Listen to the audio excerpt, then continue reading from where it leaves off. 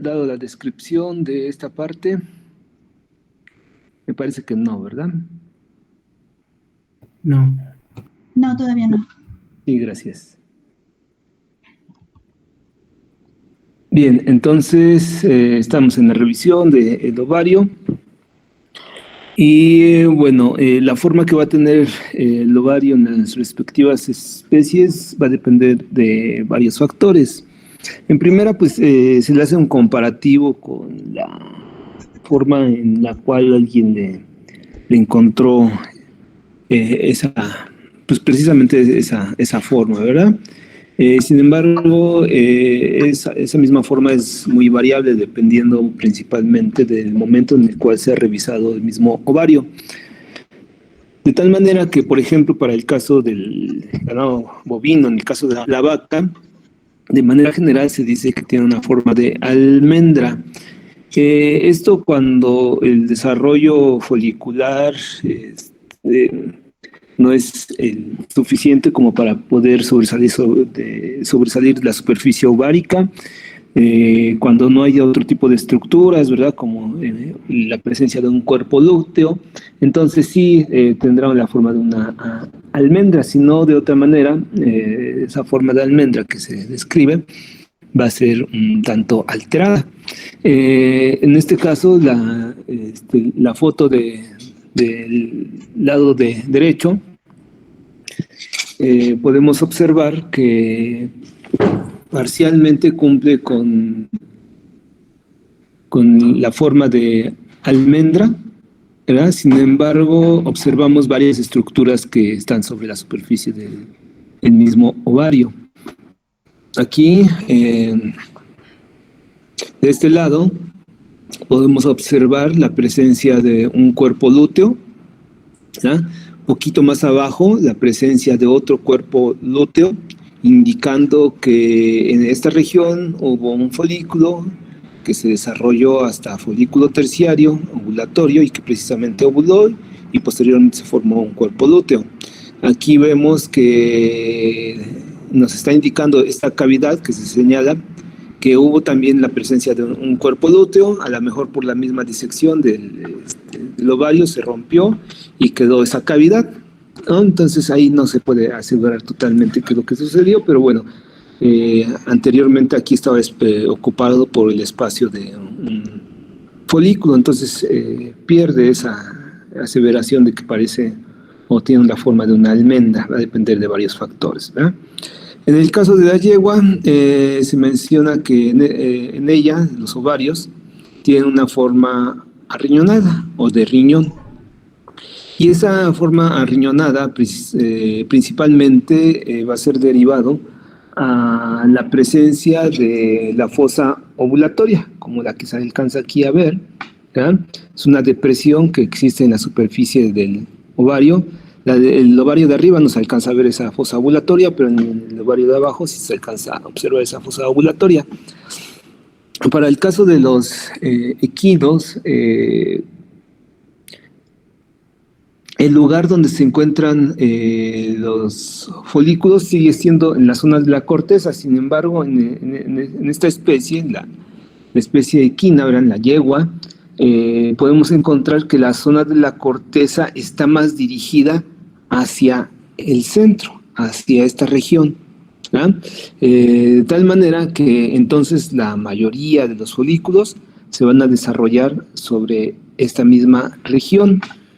Y evidentemente, al estar dirigidos hacia esta región, esos mismos folículos en cierta medida se dirigen hacia la fosa ovulatoria durante el crecimiento. No es que caminen, sino que sencillamente en el aumento de volumen que van a tener esos folículos, se van dirigiendo hacia la fosa ovulatoria, que es el lugar donde precisamente se va a dar la ovulación de los folículos. Es decir, que no se va a dar la ovulación en cualquier otra parte de la superficie del ovario, lo que sí sucede para todas las demás especies, como sería la vaca, como sería el ovino, la cabra, ¿verdad? En cerdos, en perros, en gatos. Ellos no poseen fosa ovulatoria, los que lo poseen son las yeguas, en el caso del equino, ¿verdad? Entonces, la ovulación se va a dirigir hacia esta región de la fosa ovulatoria, y esa misma es la que le da esa forma de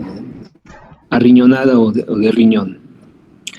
Para el caso de especies políticas, en particular, aquí vemos un ovario que corresponde al de una cerda, que en este caso tiene la apariencia de un racimo de uvas. Y esa apariencia se da precisamente por la gran cantidad de folículos que se llegan a desarrollar en cada ciclo estral y que en algún momento dado pueden llegar a tener un diámetro lo suficientemente grande como para ser considerados folículos ovulatorios o folículos terciarios, dándole ese aspecto de racimo de uvas. En las otras especies, ¿verdad?, como la yegua, la cabra, la oveja, la vaca, generalmente se va a dar solamente la ovulación de un solo folículo. Pueden ser excepcionalmente más, ¿verdad?, pero nunca va a llegar a tener una ovulación, comparativamente hablando, con el ovario de una cerda, donde habíamos mencionado que 10 a 15 ovulaciones pueden llegarse a presentar, e inclusive muchas más ovulaciones, dependiendo también de la línea genética de la misma cerda, ¿verdad? Pero en general 10 a 15, en el caso de las demás especies monotócas, una, en casos excepcionales, 2, 3, 4, 5 ovulaciones, pero serían, ya en medida de que se aumente el número de ovulaciones, sería todavía mucho menos común que se llegue a presentar. Entonces no adquieren esa forma de racimo de uva, solamente lo presentan la cerda y otras especies políticas, como sería tal vez para el caso de la perra, como sería tal vez en el caso de la gata, ¿verdad?, cuando tienen muchas ovulaciones, porque también recordarán o hasta habrán dado cuenta que hay algunas hembras que pues no tienen tampoco camadas numerosas, sin embargo, bueno, son especies políticas, ¿verdad? Bien, en cuanto a qué le está dando sostén a los ovarios al interior de la cavidad abdominal, observamos que estos mismos ovarios están suspendidos, ¿verdad?, sobre la región sublumbar, aunque obviamente encontramos los ovarios sobre la cavidad abdominal o sobre la cavidad pélvica, pero su sostén o ligamento ancho nace de esta región, la región sublumbar.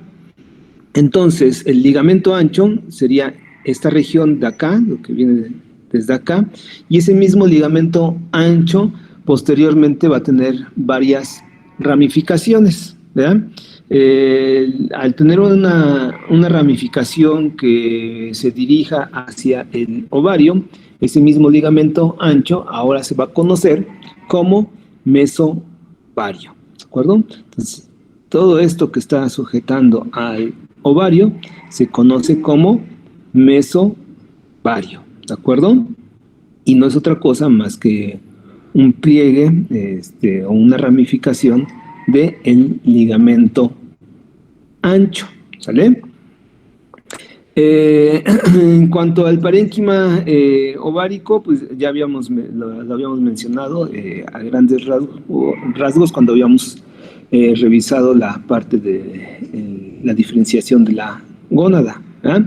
Con el número 1, pues sería lo que está sobre la superficie misma del ovario, ¿verdad?, el epitelio superficial, todo lo que está alrededor. Aquí no se alcanza a observar adecuadamente porque en el dibujito le pusieron una gran cantidad de figuras, ¿verdad?, que corresponden principalmente a folículos y cuerpos lúteos en desarrollo. Con el número 2 podemos observar la túnica albuginea, que recuerden ustedes que la túnica albuginea es una membrana fibrosa que manda proyecciones hacia el interior del mismo cuerpo lúteo, ¿verdad?, tejido conectivo, como en el caso también para el testículo en el macho. Con el número 3 ya podemos observar, ¿verdad?, todas estas estructuras, ¿verdad? Contiene folículos, cuerpos hemorrágicos, cuerpos lúteos, cuerpo albicans. Si se dan ustedes cuenta, están situados alrededor, porque ya habíamos dicho que el ovario lo podemos subdividir para su estudio en una parte central o medular, ¿verdad? Y una zona de la corteza. Entonces, todas estas estructuras ováricas, conocidas como folículos, como cuerpos lúteos, cuerpos hemorrágicos y cuerpos albicans, se van a encontrar en la zona de la corteza. Aquí, bueno, hay que tomar en cuenta, jóvenes, señoritas, el dibujito es meramente didáctico. Al decir que es meramente didáctico, me refiero a que aquí nos están mostrando folículos primordiales y que en algún momento dado esos folículos primordiales empiezan a tener algún grado de desarrollo.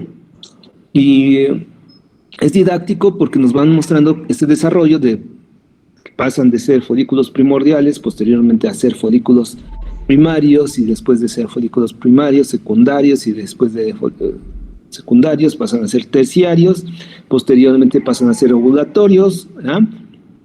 Pasan a formar un cuerpo hemorrágico y posteriormente forman un cuerpo lúteo. Después de que ha formado un cuerpo lúteo, pasa a formar un cuerpo albicans, que sería esta parte de aquí. Y nos están mostrando los dibujitos en el sentido de las manecillas del reloj, como si fuera caminando el folículo hasta pasar por todos estos estadios de desarrollo. Y no lo es así. ¿Qué quiere decir? Que los folículos primordiales que se encuentran en esta zona, aquí inician su crecimiento y aquí lo terminan, es decir, que pasan a todos los demás estadios de desarrollo folicular solamente en este lugar. Entonces, todo alrededor de la corteza existen folículos primordiales, ¿verdad? Que van creciendo poco a poco y van teniendo todos estos estadios de desarrollo folicular, pero no es que vayan dando la vuelta alrededor de él ovario, eso debe de quedar claro, ¿verdad? Entonces, folículo primordial que va creciendo poco a poco, posteriormente se conoce como primario, secundario, terciario. Si hay un estímulo hormonal adecuado, ese folículo terciario va a ovular, como en este caso, ¿verdad? De ese folículo terciario, bueno, se va a desprender el ovocito, que para ese momento ya lo vamos a poder denominar como óvulo. Entonces se desprende de ahí el óvulo. Lo que queda de ese folículo que se rompió, ¿verdad? Se le va a conocer ahora como cuerpo hemorrágico. ¿Por qué cuerpo hemorrágico? Porque evidentemente al existir una ruptura de la pared del folículo, aunque generalmente donde se rompe el folículo es una región avascular, que quiere decir que no tiene vasos sanguíneos. Sin embargo, alrededor de él, al interior también existen otro tipo de células, ¿verdad? Por acá y por acá, lateralmente existen otro tipo de células que sí sufren algún tipo de daño, y entonces hay una cierta hemorragia. Es una hemorragia mínima, pero que es suficiente para poderlo denominar como un cuerpo hemorrágico. Entonces ya saben ustedes, un cuerpo hemorrágico no es otra cosa más que un folículo que ya ovuló. A partir de los restos que quedan de ese cuerpo hemorrágico, sus células empiezan a luteinizar hasta que eventualmente van a formar un cuerpo lúteo, ¿de acuerdo? El cuerpo lúteo no es otra cosa más que lo que se conoce en la nomenclatura humana, ¿verdad? Como un cuerpo amarillo. Y se dan ustedes cuenta, inclusive hasta el dibujo lo representan de este mismo color, ¿verdad? Amarillo. Entonces es un cuerpo amarillo para el caso del humano. Para el caso de mamíferos domésticos, lo conocemos de una forma más común como cuerpo lúteo.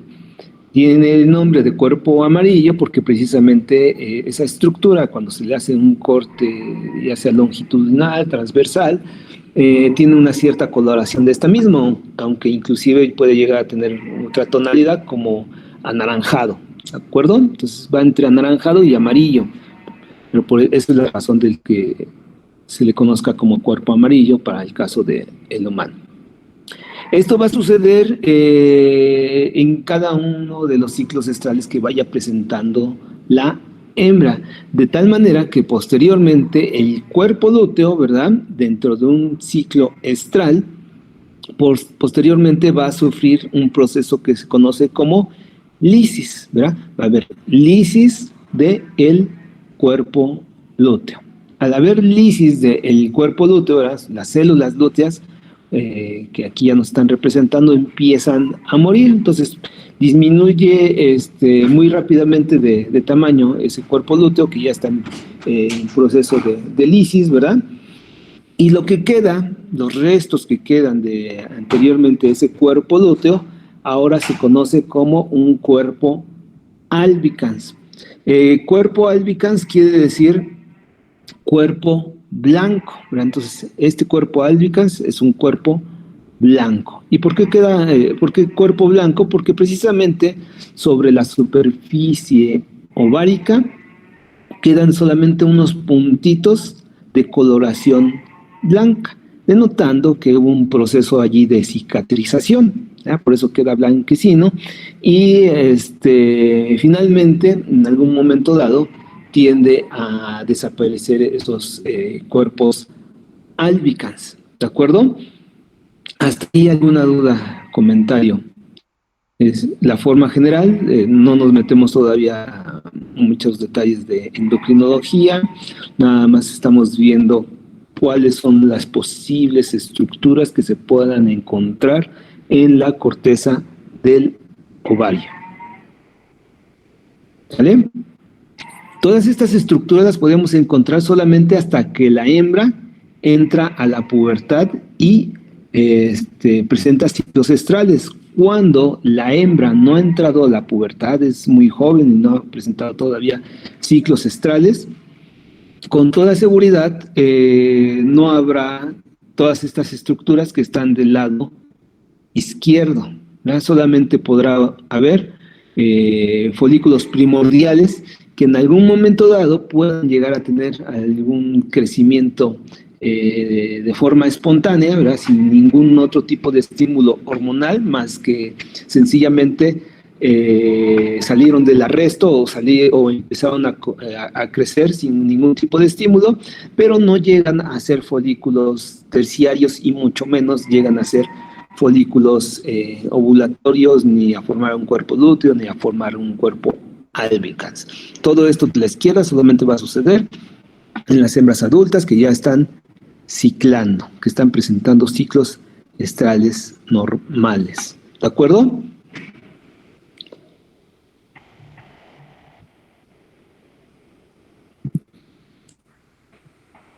Aquí vemos un corte histológico de la corteza ovárica, ¿verdad? Para que se pueda ver un poquito más a detalle lo que habíamos mencionado, ¿verdad? Del epitelio superficial, la túnica albuginea, ¿verdad? Que habíamos mencionado, que también manda proyecciones al interior para dar soporte a las células germinales. En este caso, ya cuando el ovario está adecuadamente diferenciado, esas células germinales, recuerden ustedes, ya pasaron un proceso de diferenciación, ya empezaron con el proceso de la mitosis, ¿verdad? Y ahora se conocen como ovocitos. Entonces, esas células germinales ahora ya son ovocitos y los ovocitos están al interior de los folículos. Y en este momento, como lo que están señalando las flechitas, son folículos primordiales. Primordiales porque es lo primero, todavía no tienen ningún tipo de desarrollo. Eventualmente, como les había yo mencionado, algunos de esos folículos primordiales pueden empezar el desarrollo de una manera espontánea.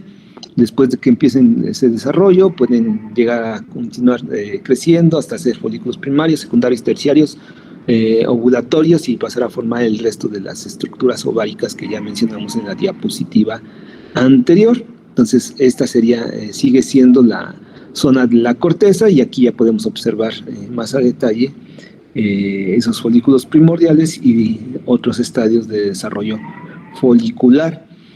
Inclusive aquí, al interior del el folículo ovárico, ya podemos observar otro tipo de células, que es la que habíamos mencionado durante la descripción del desarrollo el ovario, donde habíamos mencionado que al interior de los folículos había ovocitos. Esto sería el ovocito. Aquí hay ovocitos con este color que será como violeta o lila, y alrededor de este mismo ovocito encontramos otro tipo de células. En este caso son células de la granulosa, ¿de acuerdo?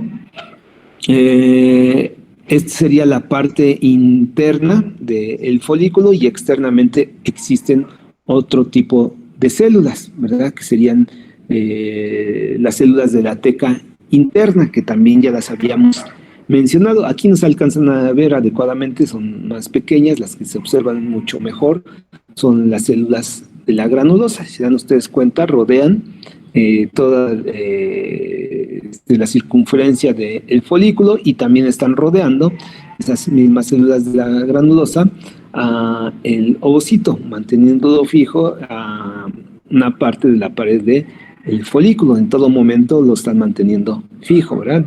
Ese ovocito no debe de tener ningún tipo de movimiento brusco, porque si no sufriría una especie de daños, como su cinturón de seguridad, si se lo quiere imaginar de esa manera, para que no pueda andar flotando ahí sobre el mismo interior del folículo. Aquí observamos lo mismo, la misma imagen que vimos anteriormente.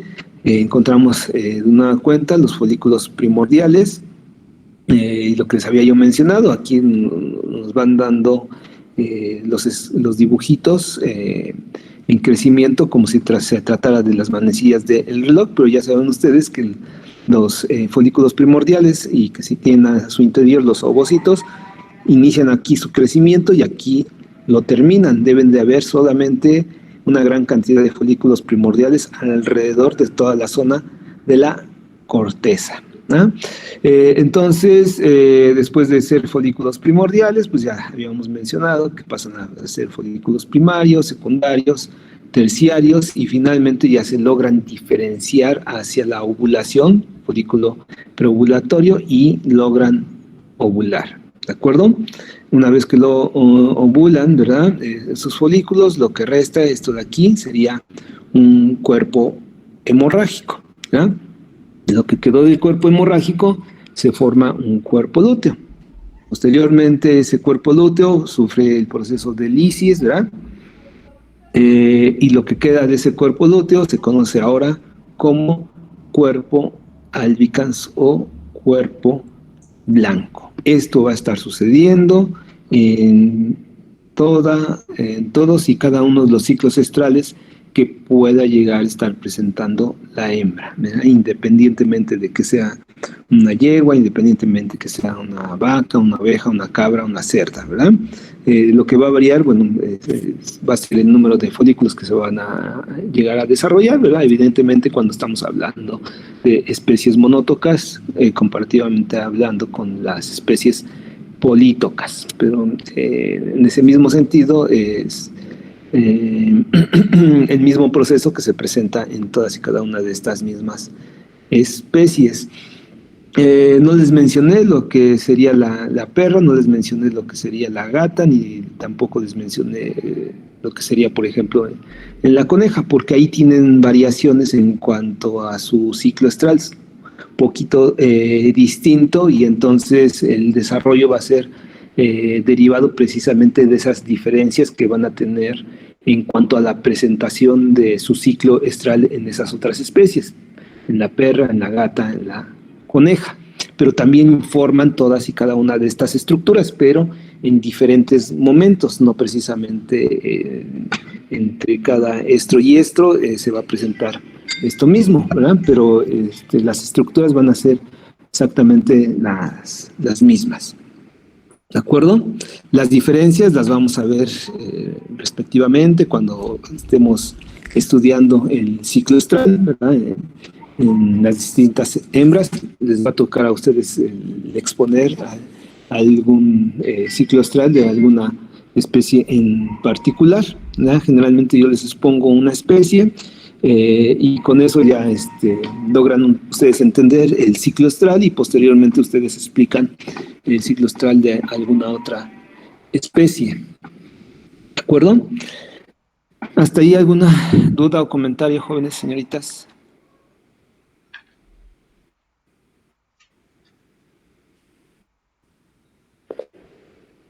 Nada. ¿Dónde había dicho que estaban las células de la teca interna?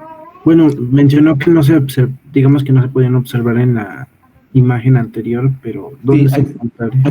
aquí sí se pueden observar porque sí las dibujaron y están correctamente bien diferenciadas. Me parece que en la siguiente diapositiva tengo un folículo con un acercamiento y se logran observar esas células. Ahorita lo vemos a detalle, pero para que no se pierda esa misma duda en este momento.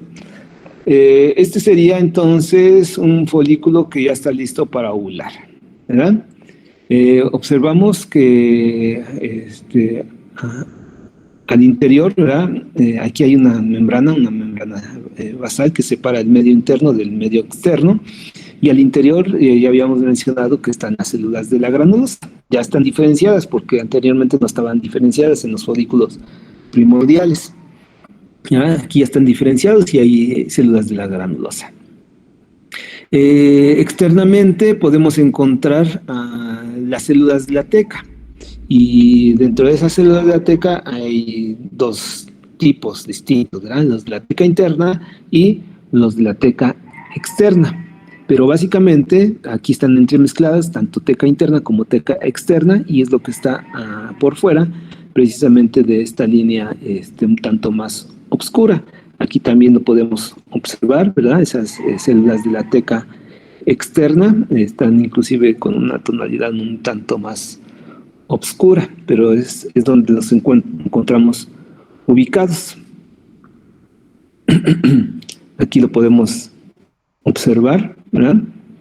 Había mencionado que hay una membrana basal, entonces esta es la parte interna, esta es la parte externa, y aquí podemos observar, ahora sí, todavía más a detalle, las células de la teca, ¿verdad? Estas son las células de la teca interna, las que están situadas inmediatamente después de la membrana basal, y un poco más alejadas de esta misma membrana basal, ¿verdad? Si lo tomamos como un punto de referencia, se encuentran las células de la teca externa, ¿vale? Estas que están como una especie de medialunas o como de plátanos, serían las de la teca externa, ¿vale?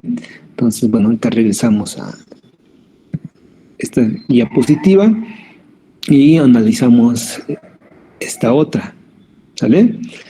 Bien, entonces, dentro del desarrollo del folículo y anteriormente a esto, que sería solamente las células germinales, recuerden ustedes que las células germinales se forman desde el inicio del desarrollo embrionario de la hembra, ¿verdad?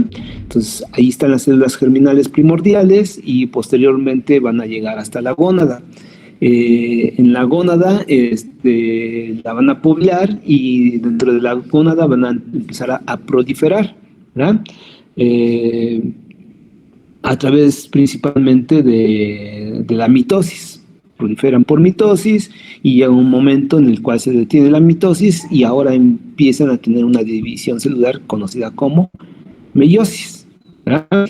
Entonces empiezan con ese proceso de meiosis y ahora se conoce como ovogonias, ¿verdad? Posteriormente de que pasan por este estadio de ovogonias, ¿verdad? Ya iniciaron con el proceso de división celular por meiosis y se van a conocer ahora como ovocitos, ¿verdad? Ya iniciaron ese proceso de meiosis, se quedan en la meiosis 1. En esa transición de ser solamente un ovogonio y pasar posteriormente a ser un ovocito, el mismo ovocito va a ser rodeado por una capa de células foliculares planas, así como tal, ¿verdad? Entonces, es el momento en el cual se va a diferenciar un folículo primordial. El folículo primordial, entonces, está compuesto de un ovocito y de células foliculares todavía indiferenciadas. Son planas, ¿de acuerdo? Y recuerden ustedes que para este caso, esos folículos ya hay un número preestablecido al momento en el cual se da el nacimiento de la hembra. Y ese mismo número ya no aumenta, sino que al contrario, poco a poco, ¿verdad? A través de la vida de la misma hembra, va disminuyendo, ¿sale? Entonces ya hay un número definido de folículos primordiales con su respectivo ovocito y con sus respectivas células foliculares. Posteriormente, este mismo ovocito, ¿verdad? Puede llegar a tener en algún momento dado, aunque no entre a la pubertad la hembra, puede llegar a tener un crecimiento de forma espontánea. Si ya inició la pubertad, también empieza de inicio un crecimiento espontáneo, pero posteriormente ya las gonadotropinas van a continuar con el estímulo para el crecimiento de esos mismos folículos, de tal manera que posteriormente que ya inicia el crecimiento, el folículo primordial, se empiezan a diferenciar las células foliculares planas y ahora se transforman en células foliculares cuboides, secretoras, que se van a conocer como células de la granulosa. Cuando ya las podemos diferenciar así como células cuboides, es porque ya van a empezar a tener algún tipo de secreción. ¿Qué tipo de secreción? Líquido, y también van a empezar a sintetizar en mayores cantidades hormonas esteroides, ¿de acuerdo? Entonces, para ese momento, se le va a conocer a esta misma estructura como folículo primario. Y va a tener entonces ese folículo primario a su interior un ovocito y las células foliculares ahora ya diferenciadas que van a ser cuboides. Aparte, como ya hay células cuboides secretoras, van a poder sintetizar algunas proteínas, aparte de que sintetizan líquido, aparte de que sintetizan hormonas esteroides, pueden sintetizar algunas proteínas y esas proteínas pueden recubrir al mismo ovocito, pasando a formar la zona pelúcida, que es una capa de proteínas que tiene mucha importancia y adquiere todavía más importancia esa zona pelúcida, porque va a participar en el proceso de fecundación, cuando precisamente llegue ese momento en el cual el espermatozoide entre en contacto con el respectivo óvulo, ¿verdad? Entonces la zona pelúcida tiene mucha importancia para ese momento. Antes de esto, de igual forma tiene importancia porque le brinda protección al mismo óvulo, ¿de acuerdo? Entonces, después de ser un folículo primordial, pasa a ser un folículo primario, que va a estar conformado por su respectivo ovocito, por células foliculares, ahora ya diferenciadas, o cuboides, secretoras, y una zona pelúcida, que ya les dije que es una capa de proteínas y para lo cual sirve y en qué momentos va a tener esa función importante. Continúa el crecimiento de ese mismo folículo primario y ahora al adquirir un mayor diámetro, ¿verdad? Lo vamos a conocer como folículo secundario. Entonces, de primario pasa a secundario y ahora vamos a encontrar que ese folículo secundario va a estar conformado de nueva cuenta por un ovocito, ¿verdad? Y ese ovocito va a estar rodeado de células foliculares cuboides, que ahora entonces ya se pasaron a situar en otros lugares. Pasaron a formar estas células foliculares cuboides una corona radiada, ¿verdad? Lo que va a rodear el mismo ovocito, que es, bueno, vamos a ver esa figurita en la siguiente diapositiva, la cual ya les había mostrado hace un momento. Pero bueno, entonces forma una corona radiada, esto va a ser al interior del folículo, y se diferencian ya ahora sí claramente las células de la teca, tanto las de la teca interna como las de la teca externa. En este momento de desarrollo folicular secundario, como ya tiene sus células cuboides secretoras, se empieza a acumular líquido al interior del folículo, de tal manera que al irse poco a poco acumulando ese líquido, empieza a formar una cavidad, y esa cavidad se le conoce como antro folicular, ¿de acuerdo? Entonces, el antro folicular, ya saben ustedes, es el espacio que está lleno de líquido. No es el antro como el que conocemos de manera común, a donde se puede uno ir a divertir, ¿verdad? Bueno, ahorita a lo mejor no, porque estamos en pues como una especie de cuarentena. Se supone que no debemos salir. Bien, entonces antro folicular es el espacio que se va llenando de líquido, ¿verdad? El líquido procedente principalmente de las células de la granulosa, también conocidas en este momento como células foliculares cuboides, ¿verdad? De forma general como células de la granulosa. Si continúa el crecimiento, ese mismo folículo secundario va adquiriendo un mayor diámetro. Lo que va a suceder es con ese folículo terciario es que va a seguir teniendo, ¿verdad? Lo mismo que un secundario, pero magnificado, ¿verdad? Va a seguir teniendo un antro, pero de mayor tamaño, va a seguir teniendo una corona radiada, va a seguir teniendo sus células de la teca interna, externa, va a seguir teniendo su zona pelúcida y va a seguir teniendo su ovocito, ¿de acuerdo? Ese sería como el máximo diámetro o la estructura de mayor tamaño que se conoce dentro de la superficie ovárica. Ya después se diferencia hacia la ovulación y posteriormente se presenta esta misma ovulación si hay el estímulo hormonal necesario para que se presente esa misma ovulación, ¿sale? Entonces, lo que les había yo mencionado hace un momento, ¿qué es lo que conforma a un folículo desde secundario hasta terciario ovulatorio? Que hemos mencionado que está conformado por un ovocito. El ovocito va a estar rodeado por células de la granulosa, ¿vale? Todo esto que está aquí son células de la granulosa, todo esto que está aquí son células de la granulosa, ¿de acuerdo?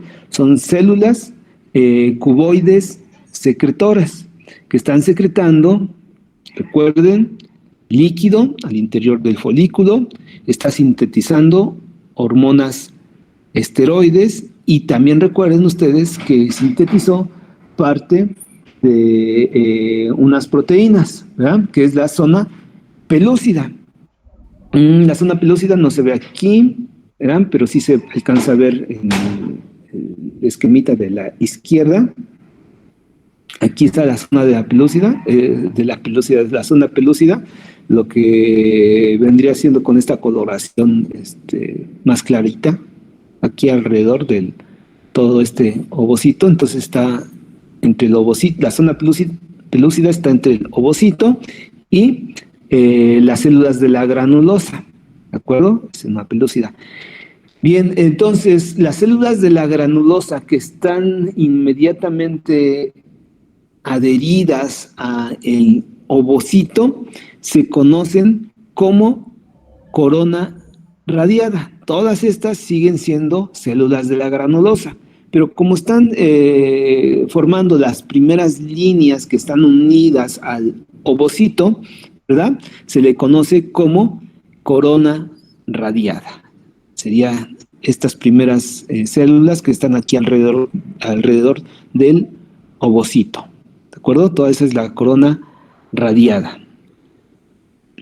A las otras células que están rodeando al ovocito y que siguen siendo células de la granulosa, pero esas células que están manteniendo al folículo adherido a una parte de la pared del folículo, se le conoce como células del cúmulus offurus o cama ovígera. ¿De acuerdo? La pueden ustedes nombrar, la pueden ustedes encontrar dentro de los escritos, dentro de la literatura, de ambos nombres. Cama ovígera o cúmulus offurus. Todas siguen siendo células de la granulosa. Entonces, las células de la corona radiada son células de la granulosa. Las células del cúmulus offurus son células de la granulosa. Todas las células cuboides al interior del folículo son células de la granulosa. Todas están alrededor de la pared del mismo folículo, ¿de acuerdo?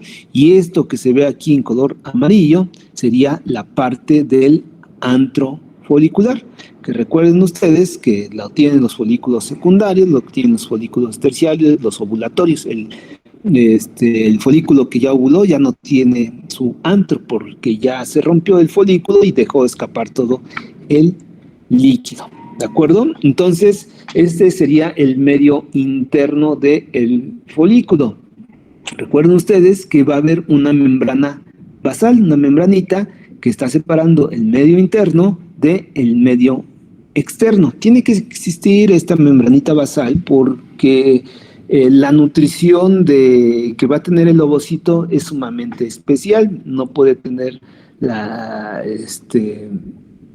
los mismos constituyentes, ¿verdad? Los mismos nutrientes, líquido que pueda tener al interior del folículo con el que hay en el medio externo. Entonces, sirve para eso y inmediatamente después, ya externamente, ¿verdad? De esa misma membrana basal, vamos a encontrar a las células de la teca, que les había yo mencionado que la primera línea, o las primeras líneas van a corresponder a los de la teca interna y posteriormente van a ser los de la teca externa. ¿De acuerdo? ¿Cuál es la diferencia entre células de la teca interna y células de la teca externa? Que las células de la teca interna, recuerden, son células esteroidogénicas. Van a participar en el proceso de síntesis de hormonas esteroides. Van a participar en la formación de progesterona, de estradiol, principalmente de andrógenos también, en este caso, ¿verdad? Son principalmente las células las cuales van a participar en esa síntesis de estas hormonas esteroides. Y las células de la teca externa serían las que tienen contacto con el endotelio de los vasos sanguíneos. Aquí no están representados los vasos sanguíneos, pero evidentemente debe de haber por aquí en esta región vasos sanguíneos que estén en contacto. El endotelio, obviamente, el endotelio de los vasos sanguíneos van a estar en contacto con las células de la teca externa. Entonces van a ser células que le van a dar la nutrición para el desarrollo de todos estos folículos y en todos los estadios de desarrollo de los folículos, ¿verdad? Desde primordiales, primarios, secundarios, terciarios, ovulatorios y también para los cuerpos lúteos que se formen en esta región. ¿Hasta ahí alguna duda, comentario? Sí, tiene una duda José Armando. Adelante, José. Profesor, es que, no sé si escuché bien. Las células que están dentro, las que forman la cama ovígera, ¿son también células de la granulosa? Así es. Ah, ok, sí, gracias. No se preocupe, joven. Recuerden, cuando un folículo es primordial, va a tener células planas, ¿vale? Un folículo primordial solamente está compuesto por su membrana basal y por células planas más su respectivo ovocito, ¿de acuerdo? Externamente todavía no tiene sus células de la teca y las células de la granulosa todavía no existen como tal porque son células planas indiferenciadas, no se han logrado diferenciar. Entonces, por eso se dice que son células planas. Una vez que empieza a crecer, ¿verdad? Esas células planas se transforman en células cuboides secretoras, ¿verdad? Y esas células cuboides secretoras ya se van a conocer ahora como células de la granulosa. Entonces, al interior del folículo hay células de la granulosa. Y se van a tomar un nombre en particular dependiendo con la cercanía, dependiendo de cómo estén ubicados en relación a la cercanía del ovocito. Entonces, las que están más cercanas al ovocito, recuerden que son llamadas como células de la corona radiada. Las células de la granulosa que mantienen al ovocito adherido a una parte de la pared del folículo son células del cúmulus offurus. Siguen siendo células de la granulosa, pero se conocen como células del cúmulus offurus o cama ovígera. Y el resto de las células de la granulosa que están alrededor del folículo sencillamente se conocen como células de la granulosa. Ya no tienen un nombre en particular, ¿sale? Pero todas son células de la granulosa, ¿sale? ¿Alguna otra duda, comentario, jóvenes?